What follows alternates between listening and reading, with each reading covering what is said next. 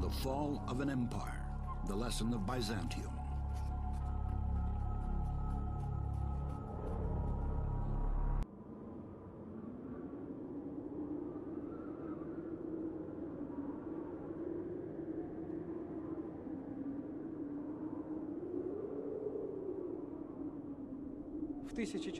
In 1453, the Byzantine Empire fell. Let us now take a look at how this happened.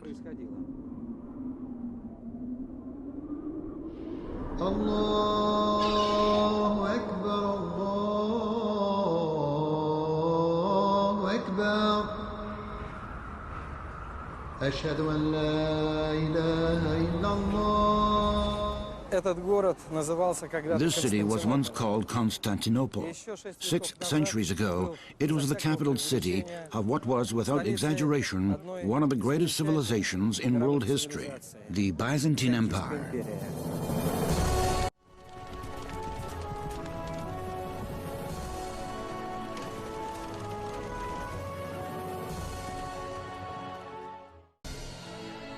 A rule by law, something we now take for granted, was created here, based upon the Roman codes in Byzantium 1,500 years ago. A legal system which was to become the basic foundation of all types of laws in most modern governments was the monumental creation of Byzantine jurisprudence during the reign of Emperor Justinian. The system of elementary and higher education first developed in Byzantium. It was here in the 5th century that the first university appeared. The most stable financial system in the history of mankind was created in Byzantium and existed in a nearly unaltered form for over 1,000 years. Modern diplomacy, with its basic principles, rules of conduct, and etiquette, was created and refined here in Byzantium. Byzantine engineering and architectural arts were unrivaled. Even today, famous works by Byzantine masters, while the domes of the Hagia Sophia amaze the world with their technological perfection. No other empire in human history lasted as long as Byzantium. It existed for 1,123 years. In comparison, the great Roman Empire collapsed 800 years after its establishment. The Ottoman Empire fell apart after 500 years. The Chinese Qing or Manchu Empire after 300 years. During its zenith, Byzantium was home to 1/6 of the entire world population. The empire stretched from Gibraltar to the Euphrates and Arabia. It encompassed the territories of modern Greece and Turkey, Israel and Egypt, Bulgaria, Serbia and Albania, Tunisia, Algeria, and Morocco, part of Italy, Spain, and Portugal. There were around 1,000 cities in Byzantium, nearly as many as in modern Russia. The matter is that nationality problems in Byzantium really had not existed for many centuries. As the historical, lawful descendants of ancient Rome, which was destroyed by barbarians in the 5th century, the inhabitants of Byzantium called themselves Romans. In a vast empire divided into many nationalities, there was one faith, Orthodox Christianity. The Byzantines literally fulfilled the Christian teaching of a new humanity living in a divine spirit, where there is neither Greek, nor Jew, nor Scyth, as Apostle Paul wrote. This hope preserved the country from the destructive storm of ethnic conflict. It was enough for any pagan or foreigner to accept the Orthodox faith and confirm it indeed in order to become a full member of society.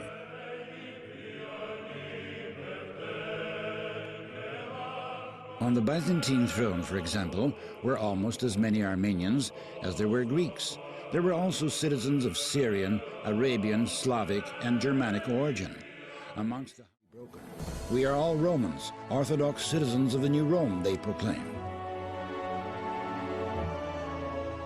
The demographic problem was one of the most serious problems in Byzantium.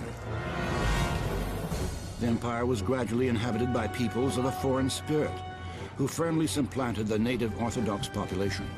The country's ethnic composition changed visibly. This was, in some ways, an irreversible process, for the birth rate in Byzantium was decreasing. But this was not the worst thing. Something similar had earlier occurred periodically. The catastrophe was that the peoples who were pouring into the empire were no longer becoming Romans, as they once had done, but remained permanently foreign, aggressive, and enemy. Now the newcomers treated Byzantium not as their new homeland, but only as potential property, which should sooner or later come into their own hands.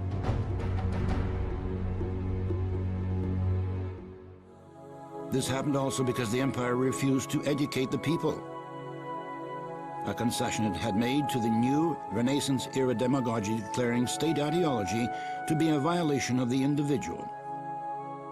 However, nature abhors a vacuum. Having voluntarily renounced their thousand-year ideological function of educating and cultivating the people, the Byzantines made way for influences upon the minds and souls of their citizens.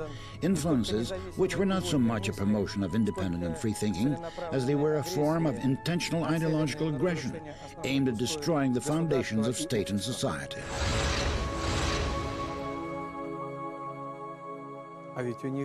But the Byzantines had amazing, incomparable experience.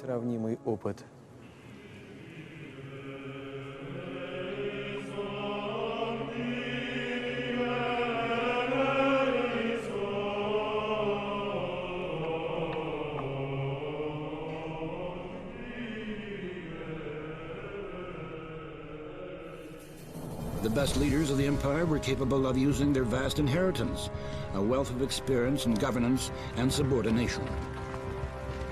As a result of this acumen, cruel barbarians, after partaking of the great Christian culture, became the most reliable allies, received grandiose titles and vast estates, were numbered among the highest ranks of government service, and fought for the interests of the empire in the furthest stretches of its territory.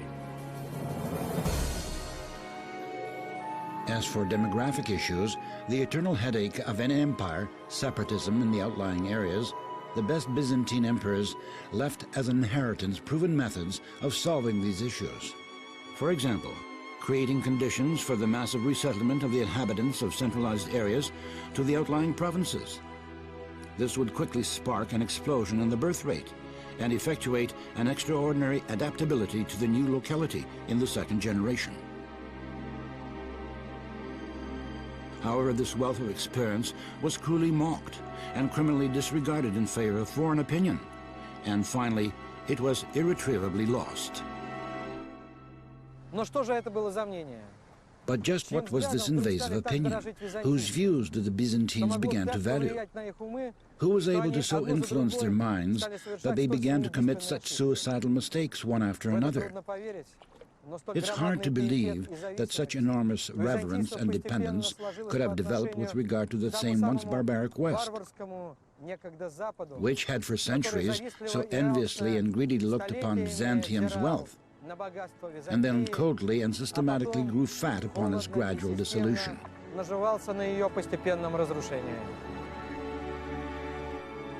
Byzantium was a unique state which differed from both the East and the West. Everyone recognized this fact. Some were exhilarated by it, others hated this independence, while others felt oppressed by it. Be this as it may, Byzantium's difference from the rest of the world was an objective reality. First of all, Byzantium was the only country in the world which stressed over a huge territory between Europe and Asia, and its geography was already a large contributing factor to its uniqueness.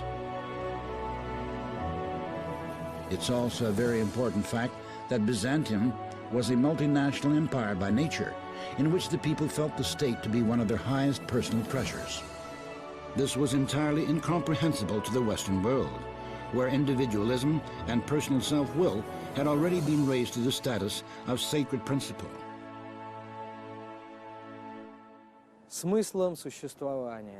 Byzantium's soul and its meaning of existence was orthodoxy, the unspoiled confession of Christianity, in which no dogmas had changed essentially for 1,000 years.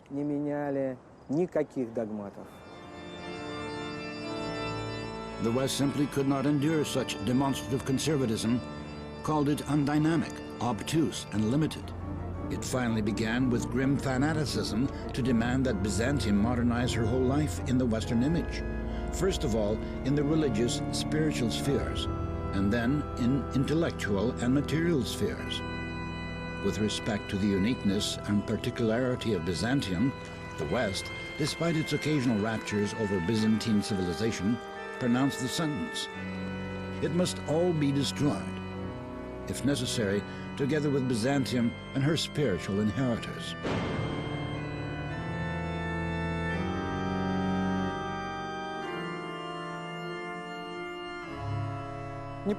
Not a bad organ, also invented and created in Byzantium. In the 9th century, it was brought here to Western Europe, and from that time on, as you see, it has taken root.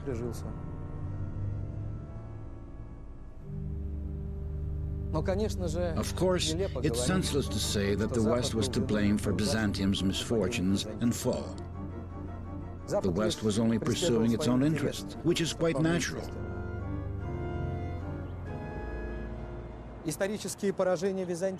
Byzantium's historical blows occurred when the Byzantines themselves betrayed their own principles upon which their empire was established. These great principles were simple and known to every Byzantine from childhood: faithfulness to God, to his eternal laws preserved in the Orthodox Church, and fearless reliance upon their own internal traditions and strengths.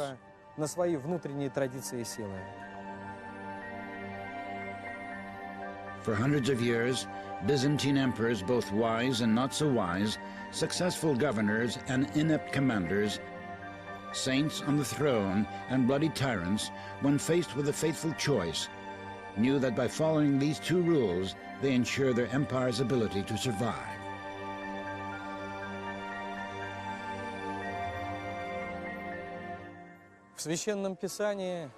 In the Holy Scriptures, which every Byzantine knew, this is stated very specifically.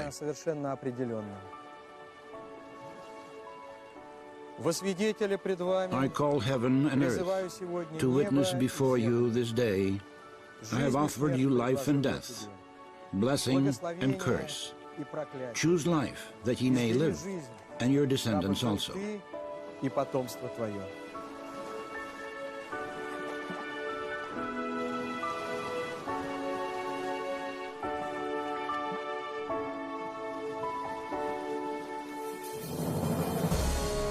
In Byzantium, after the end of the 13th centuries, two parties emerged.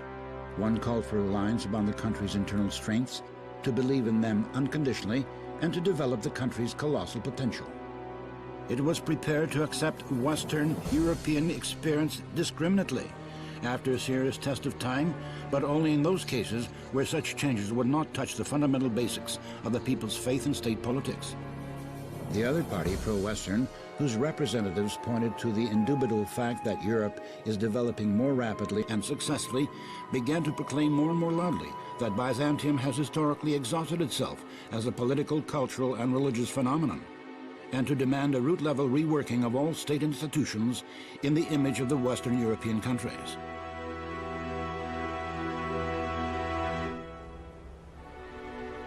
Representatives of the pro-Western party, secretly or more often openly supported by European governments, held an undoubted victory over the imperial traditionalists. Under their guidance, a series of important reforms took place, including those economic, military, political, and finally ideological and religious. All of these reforms ended in total collapse and led to such spiritual and material destruction in the empire that it remained absolutely defenseless before its eastern neighbor, the Turkish Sultanate. First of all, the pro-Western party began to re-evaluate its fatherland's history, culture, and faith. However, instead of healthy criticism, they offered only destructive self-abnegation. Everything Western was exalted, and everything of their own was held in contempt. Byzantine history was distorted, faith and tradition were mocked, and the army was degraded. The whole of Byzantium began to be painted as a sort of universal monster. The wealthy Byzantine younger generation no longer studied in its own country, but rather left to study abroad. The best minds of Byzantine science emigrated to the West. The state ceased to give them the proper attention. Emperor Theodore II foretold, "Rejected science will become our enemy and will take up arms against us. It will either consign us to destruction or turn us into barbarians. I write this in a state of gloomy melancholy. The emperor's presentiment did not deceive him. During the final fatal attack on Constantinople, a brilliant metal-casting scholar, a Hungarian named Urban, offered to create for the emperor large artillery armaments, which could sweep away the Turkish troops. But treasury was empty, and the rich of Constantinople did not give any money. Not having received payments, the insulted Urban offered his services to Sultan Mehmed. The Sultan seized the opportunity, which would give him the capability to destroy the city's invincible walls. He provided unlimited funds and began the project. Finally, the canons of Urban, the best student of the Byzantine ballistic school, decided the empire's fate.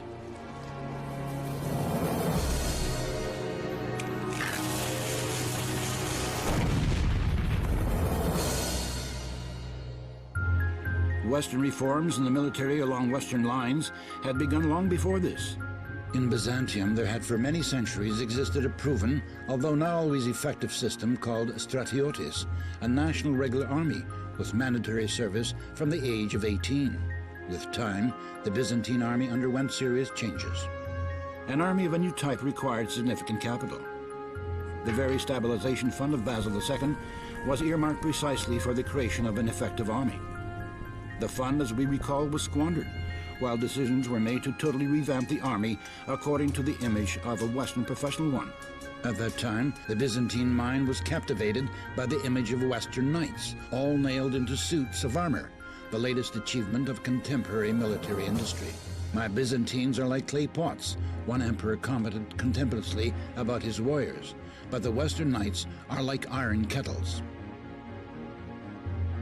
To be brief, as a result of the reforms, they took apart the regular army, but never built a professional one. In the final analysis, they took the course of forming a bloc with the West within the framework of a new military political union. In practice, this meant that during the most critical periods of war, they were forced to resort to a professional army, but not of their own, to a mercenary one. What it means to have a mercenary army, how loyal and capable it is, the Byzantines learned from bitter experience.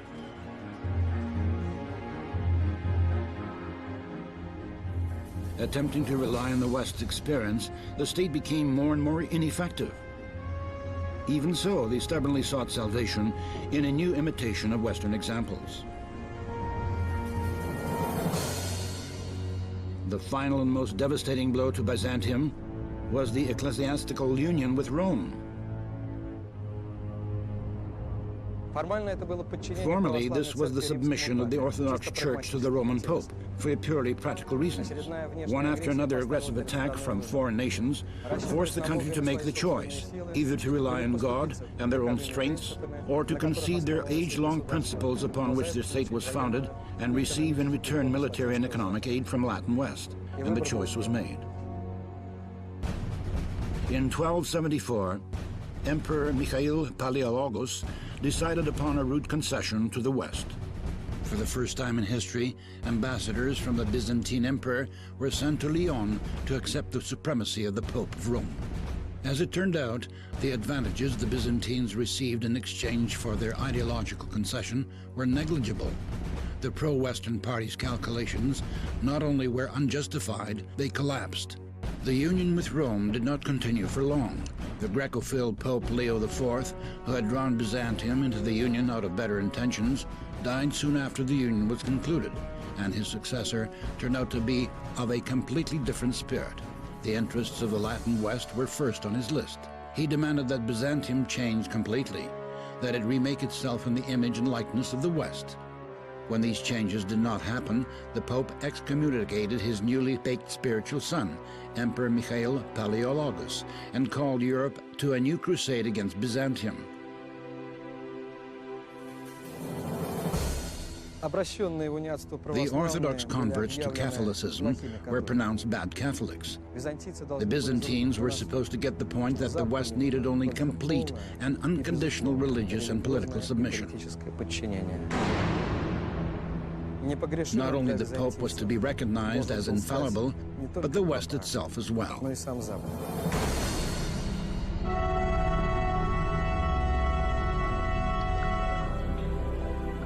Another terrible loss from betrayal of the faith was the loss of trust amongst the people and the government. The Byzantines were shocked by the betrayal of their highest value, orthodoxy. They saw it was possible for the government to play with the most important thing in life, the truths of the faith.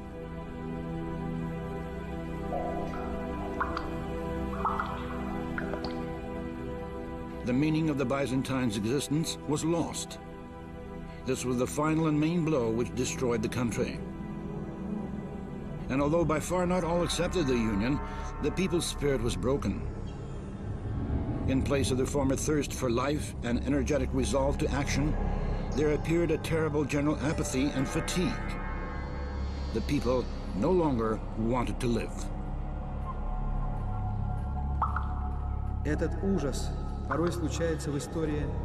This horror has happened during various periods in history, with various peoples and with entire civilizations. This is how the ancient Hellenic people died out, amongst whom an inexplicable demographic crisis occurred during the first centuries of AD. People did not want to live. They did not want to continue their generation. The rare families that did form often had no children. The children who were born died from lack of parental care. Abortions became common practice. The darkest occult and Gnostic cults came aggressively to the forefront, cults characterized by hatred for life. Suicide became one of the main causes of death amongst the population.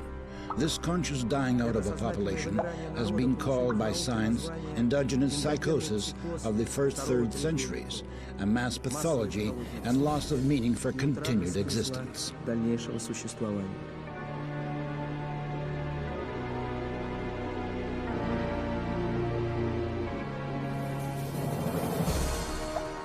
Something similar happened in Byzantium after the conclusion of the Union. The crisis in state ideology led to total pessimism.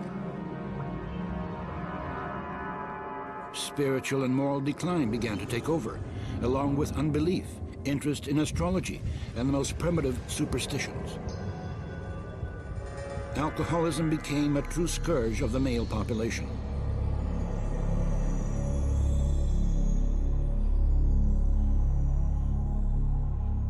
A morbid interest in long-forgotten mysteries of the ancient Greeks arose. An intelligentsia fascinated with neo-paganism consciously and cynically destroyed the foundations of Christian faith in the people. Processes of depopulation and family crises ensued. Out of the 150 Byzantine intellectuals known to us to have lived during the late 14th, early 15th centuries, only 25 had families of their own. This is only a small part of what came to Byzantium due to the decision amongst the elite to sacrifice higher ideals for the sake of practical advantages. The soul collapsed. In a great nation who had given the world grandiose examples of flights of spirit, now reigned unbridled cynicism and squabbles.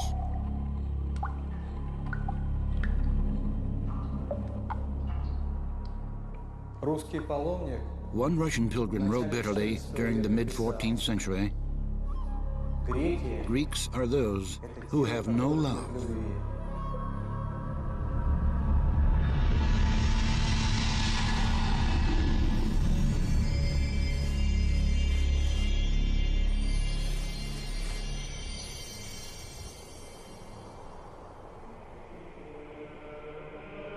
The best minds of Byzantium watched with sorrow as the empire gradually died, but no one heeded their warnings. The high-profile statesman, Theodore Metochite, who saw no salvation for Byzantium, wept over the former greatness of the Romans and their perished happiness. He lamented the empire wasted by illnesses, easily succumbing to every attack by its neighbors, and become the helpless victim of fate and eventuality.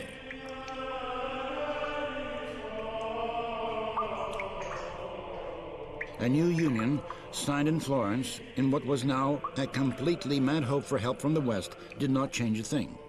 For the Byzantines themselves, this was a new moral blow of great magnitude. Now not only the emperor, but even the Holy Patriarch shared the faith of the Latins. However, despite various hierarchs' betrayals, the Orthodox Church stood firm. All were against the union, a Byzantine historian relates.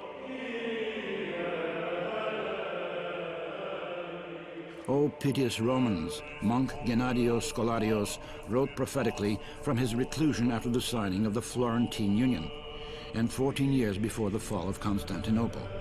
Why have you gone astray from the right path? You have departed from the hope in God, and begun to hope in the might of the Franks. Together with the city, in which everything will soon be destroyed, have you apostatized from your piety. Be merciful to me, O Lord. I witness before the face of God that I am not guilty of this. Return, wretched citizens, and think about what you are doing. Together with the captivity which will soon befall us, you have apostatized from your father's inheritance, and begun to confess dishonor. Woe to you, when God's judgment shall come upon you.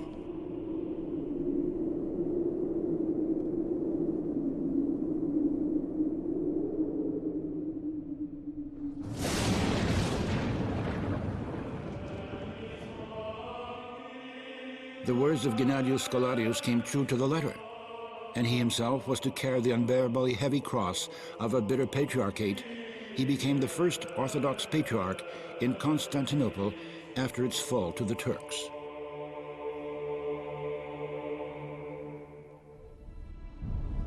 The fatal year of 1453 was approaching.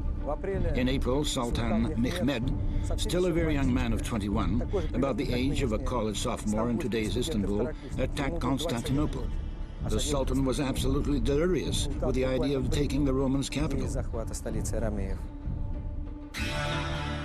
His elder counselors, viziers, one of whom was a secret agent from Byzantium, persuaded him to cancel the attack, saying that it was too dangerous to battle on two fronts, for all were certain that battalions from Genoa and Venice would arrive any minute. But the Sultan turned out to be a disobedient pupil.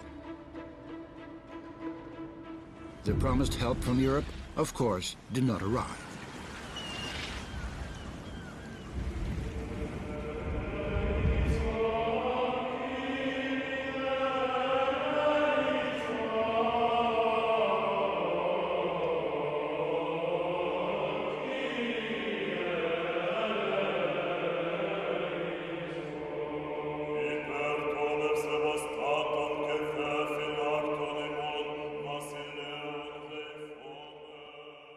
To the party of Westernizers in Constantinople, there was also added a pro-Turkish party. Sad as it may be, there was no true Byzantine imperial party amongst the politicians. The Turkish party was headed by the first minister and admiral, Grand Duke Notaras. He announced for all to hear that it would be better to see the Turkish Chalma cap ruling in the city than the Latin tiara. A little later, he, the first minister, was to fully experience just what this ruling Turkish Chalma cap was actually like. When Sultan Mehmed II took the city, amidst the general pillage and wild mayhem, he decided to appoint this very Notaras as head of the city. However, when he learned that the Grand Duke had a 14-year-old son of rare beauty, he demanded that the son be first surrendered to his harem of boys. When the Sheikh and Notaras refused, the Sultan commanded that both he and the boy be beheaded. The terrible outcome was unfolding inescapably. O Heavenly King, Comforter, Spirit of Truth, who art everywhere present and fillest all things, treasury of good gifts and giver of life, come and abide in us, and cleanse us of all impurity, and save our souls, O Good One.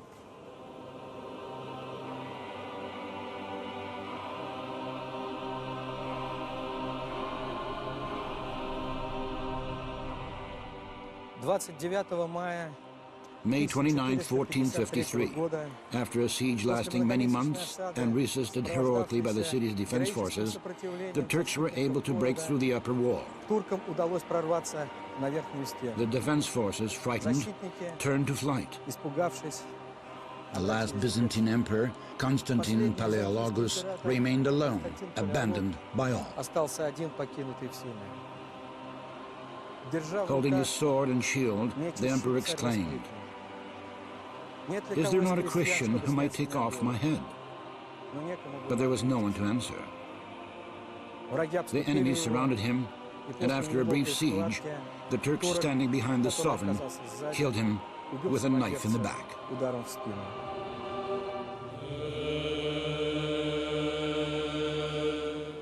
Research in Byzantology was reopened in Russia by a decision from the highest government levels. In 1943, at Stalin's orders, the Institute of Byzantology was created, and a corresponding department in the Moscow State University was opened. Was there no other time than 1943 to open such an institute? It is simply that the former seminarian, Joseph Djugashvili, finally understood from whom they should be studying history.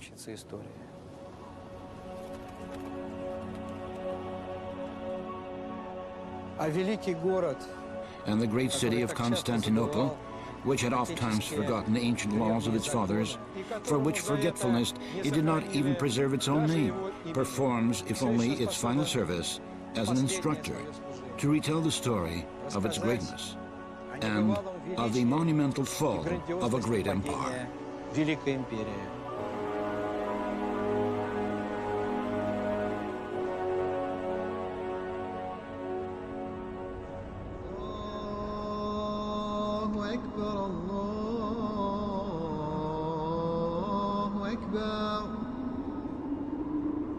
الله